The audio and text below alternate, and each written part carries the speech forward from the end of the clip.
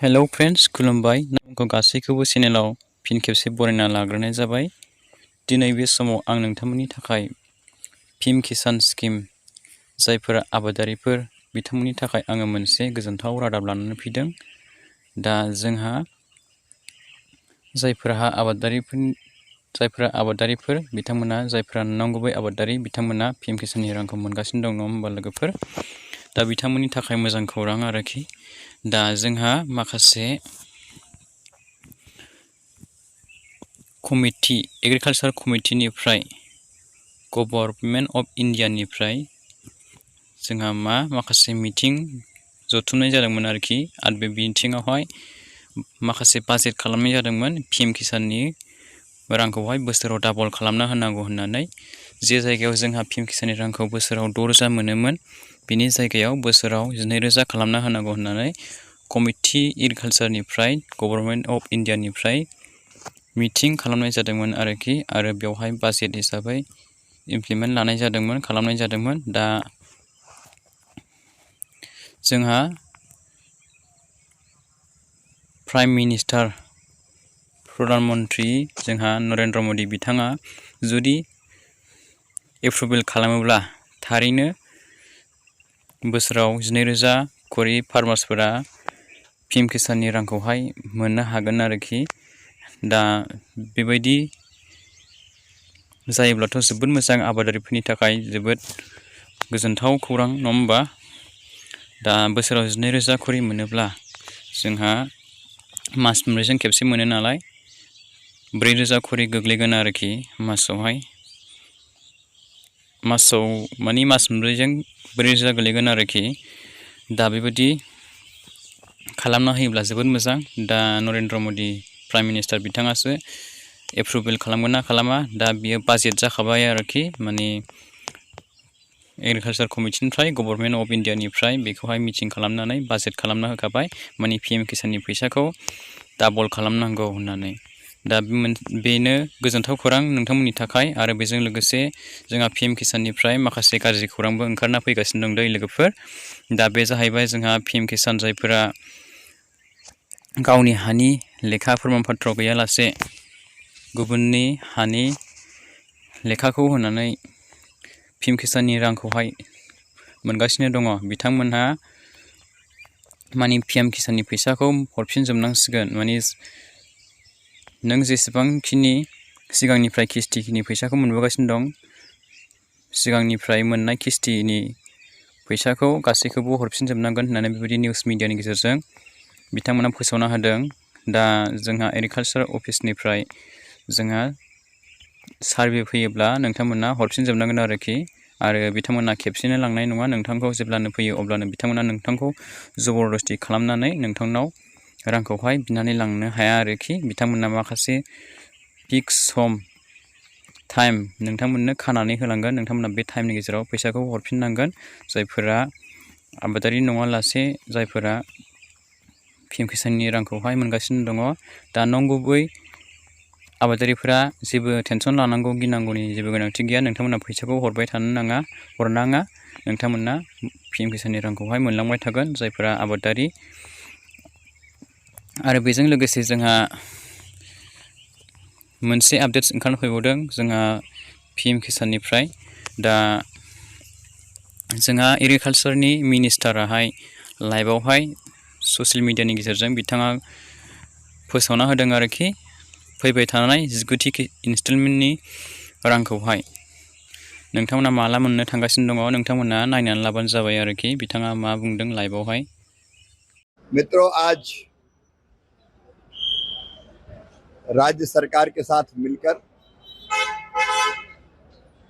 उप मुख्यमंत्री जी सम्राट चौधरी जी और कृषि मंत्री मंगल पांडे जी और उनके साथ पूरी टीम अधिकारियों की हमने यहाँ की कृषि की पूरी समीक्षा की। मैं बिहार सरकार को बधाई देता हूँ। उन्होंने अपना कृषि का रोड मैप बना के रखा। ये चौथा रोड मैप है जिस पर काम हो रहा है और उसके कारण बिहार कृषि के मामले में तेजी से प्रगति और विकास कर रहा है। आज तीसरी बार मैंने बिहार की कृषि की समीक्षा की है। एक बार मंगल जी अपने अधिकारियों की टीम लेके दिल्ली आए थे, तब हमने कई विषयों पर बात की थी। उस समय कृषि उन्नति योजना के अंतर्गत बिहार को कम पैसा मिलता था, लेकिन बिहार ने अपने बजट का पूरा उपयोग किया है। इस बार तो पर्याप्त पूरा पैसा मिल ही रहा है। अगले बजट में कृषि उन्नति जैसी योजनाओं के अंतर्गत बिहार के किसानों के कल्याण के लिए और ज्यादा राशि देने की व्यवस्था की जाएगी। कुछ फसलों में बिहार के किसान चमत्कार कर रहे हैं। यहाँ मखाने की खेती, मशरूम की खेती, शहद की, लीची की, केले की बहुत जबरदस्त होती है। लेकिन इन फसलों पर अभी और रिसर्च की जरूरत है। इसलिए बिहार ने मांग की है कि सेंटर ऑफ एक्सीलेंस इन फसलों के रिसर्च के लिए भी और उत्पादन बढ़ाने के लिए भी बनाए जाएं। तो भारत सरकार इस पर गंभीरता से विचार करके सेंटर ऑफ एक्सीलेंस बनाने का काम भी करेगी। मखाने की खेती में मैनुअल काम बहुत होता है, तो मैकेनाइजेशन, मशीनीकरण अगर हो जाएगा तो हाथों से कम काम करना पड़ेगा।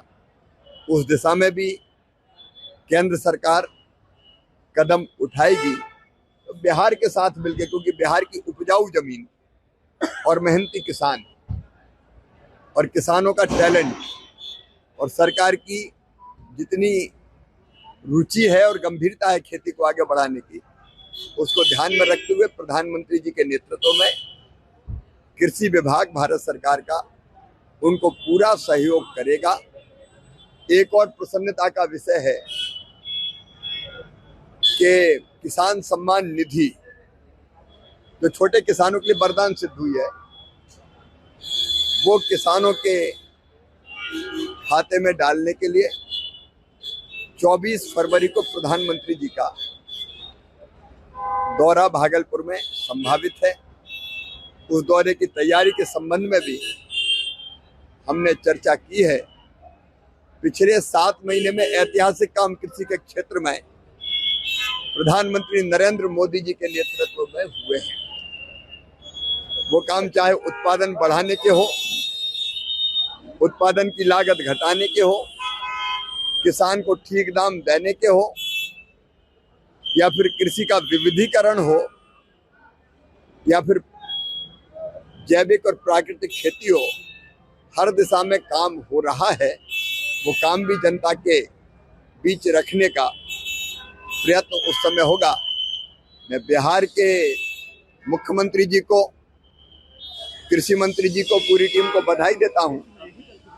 कृषि के कल्याण के लिए जो काम यहाँ हो रहा है, कृषि के विकास और किसानों के कल्याण के लिए, वो अद्भुत है। यहाँ दलहन भी बहुत अच्छी मात्रा में होता है।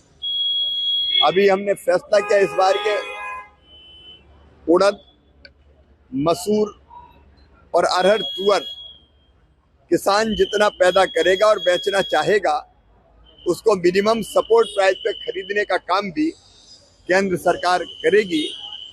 कृषि के क्षेत्र में अच्छे काम के लिए मैं मुख्यमंत्री जी को और कृषि मंत्री जी को बहुत बहुत बधाई देता हूँ। दा बिथाङा बुंदों आरोखि ससियेल मिडियानि गेजेरजों लाइभआवहाय एग्रिकालचारनि मिनिस्टाराहाय दा नोंथांमोना जिगुथि किस्तिनि फैसाखौहाय जायफोरा नंगुबै आबादारिफोर बिथांमोनाहाय 24 फेब्रुवारियावहाय मोननो थांगासिनो दङ। दै लोगोफोर 24 फेब्रुवारियावहाय होगोन होननानै बिथाङा डिक्लेयार होबाय आरोखि, फोसावना होबाय।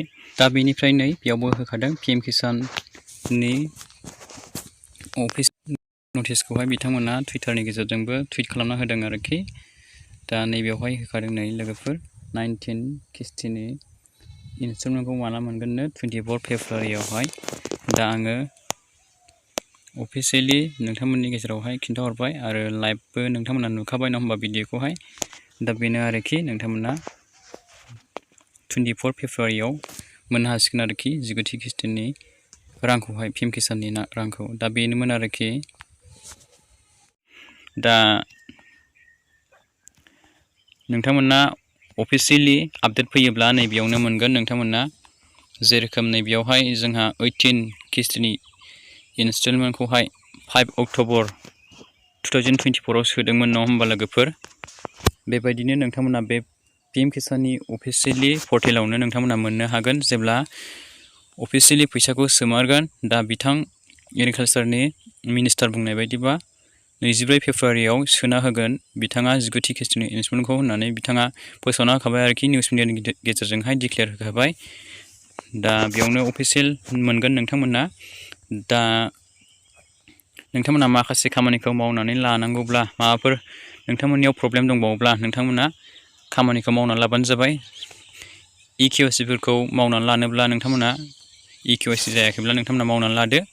नोंथांमोना EKYCखौ जुदि अनलाइन मबाइल फननि गेजेरजों खालामनो हायाब्ला प्रब्लेम जादोंब्ला नोंथांमोना डाइरेक्ट एग्रिकालसारनि अफिस थायो गावबागाव डिस्ट्रिक्टआव मोनफा मोनफा बेवहाय नोंथांमोना डाइरेक्ट थांनानै EKYC हैबानो जाबाय। बेनिफ्राय नोंथांमोना माखासे खामानिफोर जेरोखोम बेंक ओमफ्राय आधारजों लिंक गैयाब्ला नोंथांमोना बेखौहाय बेंकजों आधारजों लिंक खालामनानै लाबानो जाबाय बेंकआव थांनानै। आरो नोंथांमोना हानि लेखाफोरा जुदि थिग गैयाब्ला नोंथांमोना बेखौबो मावनानै लाबानो जाबाय जाहाथे नोंथांमोना 19 किस्तिनि फैसाखौ सोबानो नोंथांमोना मोननो हायो। आरो जायफोरा नंखाय आबादारिफोर नोंथांमोना मोनसे खामानि मावनानै ला जुदि नोंथाङा गिथारदोंब्ला गिनानै दङब्ला नोंथांमोना